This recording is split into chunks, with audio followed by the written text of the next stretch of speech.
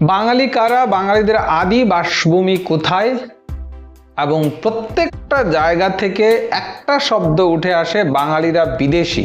তাহলে বস্তুত বাঙালিরা কারা আর বাঙালিদের আদি বাসস্থান কোথায়?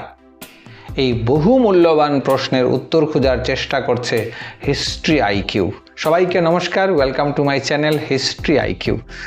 ইতিমধ্যে যে দুইটা ভলিউম করেছি অবশ্যই আপনারা দেখেছেন। এখন পর্যন্ত আমরা দেখেছি বঙ্গভূমির প্রথম স্থায়ী জনগোষ্ঠী ছিল অস্ট্রিক বা অস্ট্রো এশীয় ভাষাভাষী মানুষ। এরপর দক্ষিণ ও মধ্য ভারত থেকে দ্রাবিড় জনগোষ্ঠীর একটি অংশ এসে তাদের সঙ্গে মিশে যায়। এই দুই জনগোষ্ঠীর দীর্ঘ সহাবস্থান বাংলার কৃষি, গ্রামীণ সমাজ, লোক সংস্কৃতি এবং ভাষার ভিত গড়ে তোলে। তাহলে প্রশ্ন হচ্ছে, বাঙালির শিকড় কোথায়? ইতিহাসের যাত্রা এখানেই থেমে থাকেনি। যখন অস্ট্রো এশীয় এবং দ্রাবিড়রা একটা বৃহত্তর অঞ্চলে তাদের কৃষিভিত্তিক সমাজ গড়ে তোলে। পূর্ব দিগন্তে হিমালয়ের পাদদেশ, ব্রহ্মপুত্র উপত্যকা এবং আরাকান পাহাড়ের ওপারে তখন আরেকটি বৃহৎ মানব গোষ্ঠী ধীরে ধীরে দক্ষিণ ও পশ্চিমের দিকে অগ্রসর হচ্ছিল। তাদের আগমন বঙ্গভূমির ইতিহাসে নতুন মাত্রা যোগ করে। তাহলে এই বঙ্গভূমিতে যেখানে অস্ট্রো এশীয় লোক সংখ্যা বাস করছিল, তার সঙ্গে যুক্ত হয়েছিল দ্রাবিড়। এবার যুক্ত হলো নতুন এক জনগোষ্ঠী, যাদেরকে বলা হয় তিব্বত বর্মীয় জনগোষ্ঠী। একসময় ইতিহাসের বইয়ে এদের মঙ্গোলীয় বা মঙ্গলয়েড জনগোষ্ঠী বলা হতো, কিন্তু আধুনিক নৃতত্ত্বে এই শ্রেণীবিভাগ আর তেমন ব্যবহার করা হয় না। বর্তমানে গবেষকরা সাধারণত তিব্বত বর্মী ভাষাভাষী জনগোষ্ঠী বা পূর্ব এশীয় বংশোদ্ভূত জনগোষ্ঠী এই শব্দগুলি ব্যবহার করেন। ভাষাবিজ্ঞান ও প্রত্নতাত্ত্বিক গবেষণা থেকে জানা যায় এই জনগোষ্ঠীর উৎপত্তি বর্তমান দক্ষিণ পশ্চিম চীন, তিব্বত ও হিমালয়ের পূর্বাঞ্চল। হাজার হাজার বছর ধরে তারা ধাপে ধাপে দক্ষিণে নেমে আসে। কেউ ব্রহ্মপুত্র উপত্যকা ধরে বর্তমান আসামে প্রবেশ করে, কেউ ত্রিপুরার পাহাড় পেরিয়ে ত্রিপুরাতে প্রবেশ করে, আবার কেউ পার্বত্য চট্টগ্রাম হয়ে পূর্ব বাংলায় পৌঁছায়।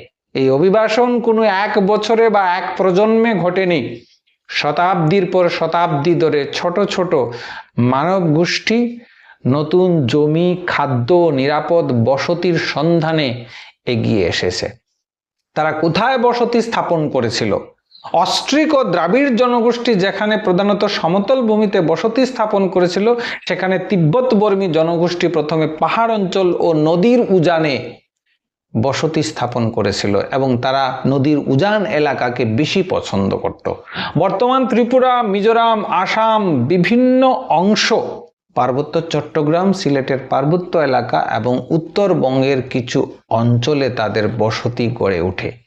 আজকের ত্রিপুরী, চাকমা, মারমা, গারো, বড়ো, কোচ, ম্যাচ প্রভৃতি বহু জনগোষ্ঠী তিব্বত বর্মীয় ভাষা পরিবারের বিভিন্ন শাখার সঙ্গে সম্পর্কিত।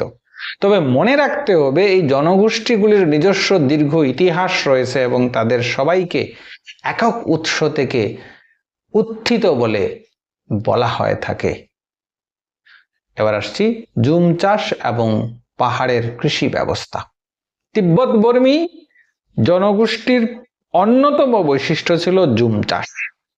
এই পদ্ধতিতে পাহাড়ের ঢালে নির্দিষ্ট একটি এলাকা পরিষ্কার করে কয়েক বছর চাষাবাদ করা হতো। পরে জমিকে বিশ্রাম দিয়ে অন্য স্থানে শিফট বা শিফটিং কাল্টিভেশন করা হতো। আজকের দৃষ্টিতে এটি অদ্ভুত মনে হলেও পাহাড়ি পরিবেশে এটি ছিল এক অভিযোজিত কৃষি পদ্ধতি, যার মাধ্যমে তারা ধান বা অন্যান্য শাকসবজি এবং বিভিন্ন ফসল উৎপাদন করে থাকত। এই জনগোষ্ঠী বাঁশের ব্যবহারে অত্যন্ত দক্ষ ছিল। বাঁশের খড়, ঝুড়ি, মাছ ধরার ফাঁদ, সেতু এবং গৃহস্থালির নানা উপকরণ তাদের প্রযুক্তিগত দক্ষতার পরিচয় বহন করে। এবার আসছি খাদ্যাভ্যাস ও সাংস্কৃতিক প্রভাব। তিব্বত বর্মী জনগোষ্ঠীর খাদ্য তালিকায় ছিল ধান, মাছ, শাকসবজি, বনজ ফল এবং পাহাড়ি অঞ্চলে সহজলভ্য বিভিন্ন খাদ্য।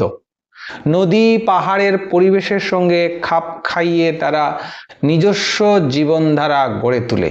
বাঁশের তৈরি বাদ্যযন্ত্র, নৃত্য, লোকগান, লোকগাথা এবং সম্প্রদায় ভিত্তিক উৎসব তাদের সংস্কৃতির গুরুত্বপূর্ণ অংশ ছিল। উত্তর পূর্ব ভারতের বহু ঐতিহ্যবাহী উৎসব আজও সেই প্রাচীন সংস্কৃতির ধারার স্মৃতি বহন করে। বাংলার সীমান্তবর্তী অঞ্চলে দীর্ঘ সহাবস্থানের ফলে খাদ্য, সংস্কৃতি, কারুশিল্প এবং লোকজ ঐতিহ্যের ক্ষেত্রে এই জনগোষ্ঠীর প্রভাব ধীরে ধীরে সমতল বাংলাতেও পৌঁছায়। এবার আসছি বাঙালির শারীরিক বৈচিত্র্য। অনেকেই প্রশ্ন করেন, কেন সব বাঙালিদের চেহারা একরকম নয়? কেউ ফর্সা, কেউ শ্যামবর্ণা, কারো চোখ বড়, কারো চোখ অপেক্ষাকৃত সরু, কারো মুখ লম্বাটে, কারোর মুখ গোলাকার। এই বৈচিত্র্যের কারণই হলো হাজার হাজার বছরের নৃতাত্ত্বিক সংমিশ্রণ। আধুনিক নৃতত্ত্বের মতে কোনো মানুষের মুখের গঠন বা গায়ের রং দেখে তার জাতিগত উৎস নির্ধারণ করা বৈজ্ঞানিকভাবে সম্ভব নয়, কারণ শতাব্দীর পর শতাব্দী ধরে বিভিন্ন জনগোষ্ঠীর মধ্যে আন্তঃবিবাহ এবং জিনগত বিনিময় ঘটেছে। আধুনিক ডিএনএর গবেষণায় কি বলছে? একবিংশ শতাব্দীতে মানব জিন নিয়ে বিস্তৃত গবেষণা ইতিহাসের বহু পুরনো ধারণাকে নতুনভাবে মূল্যায়ন করতে শিখিয়েছে। ভারতীয় উপমহাদেশের বিভিন্ন জনগোষ্ঠীর উপর পরিচালিত জিনগত গবেষণায় দেখা গেছে যে আধুনিক বাঙালি জনগোষ্ঠীর মধ্যে দক্ষিণ এশিয়ার প্রাচীন বংশগত উপাদানের পাশাপাশি পূর্ব এশীয় ও ইন্দো ইউরোপীয় ভাষাভাষী জনগোষ্ঠীর সঙ্গে সম্পর্কের জিনগত উপাদান রয়েছে। বিশেষ করে পূর্ববঙ্গ ও উত্তর পূর্ব ভারতের জনগোষ্ঠীর মধ্যে পূর্ব এশীয় বংশগত উপাদানের তুলনামূলকভাবে মিল দেখা যায়। তবে এখানেই সবচেয়ে গুরুত্বপূর্ণ বিষয় হলো, বিজ্ঞান কোনো বিশুদ্ধ জাতির ধারণাকে সমর্থন করে না। জিনগত গবেষণায় দেখায় মানুষ সবসময় চলাচল করেছে, এক অঞ্চল থেকে অন্য অঞ্চলে গেছে, অন্য মানুষের সঙ্গে মিশেছে এবং নতুন সমাজ গড়েছে।